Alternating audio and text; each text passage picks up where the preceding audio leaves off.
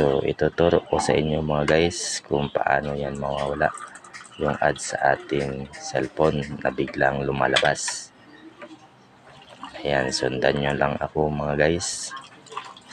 So antayin lang natin yan guys na matapos yung kanyang bilang. Yan, number 1 talaga dyan yung Shopee mga guys. Paulit-ulit lumalabas yan sa aking screen. Yan, exit tayo dyan mga guys. Punta tayo sa settings mga guys. Ayan, hanapin natin si private DNS mga guys. Pag hindi natin nakikita ay i-search na lang natin mga guys.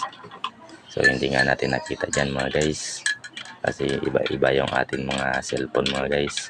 Pagdating natin yung search mga guys, then search natin yung private DNS.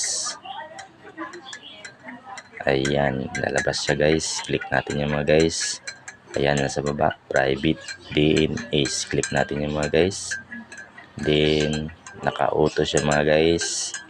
Click natin yung private DNS provider hostname mga guys.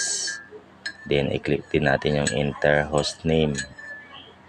Ayan, i-type natin guys yung DNS.adguard.com.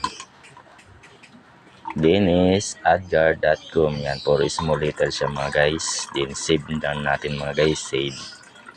Ayan. Tapos punta tayo dito guys sa settings ulit. Search natin guys yung privacy.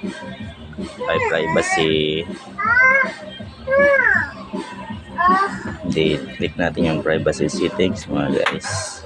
Baba tayo, scroll natin pababa. Pinutin natin yung ads.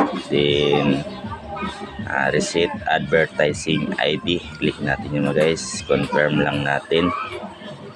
Tapos delete advertising ID. Delete advertising ID. Yun, okay na mga guys. So ayan mga guys, yung ating mga nakalagay na ads dyan mga guys ay mawawala sa ating cellphone. So back lang tayo mga guys.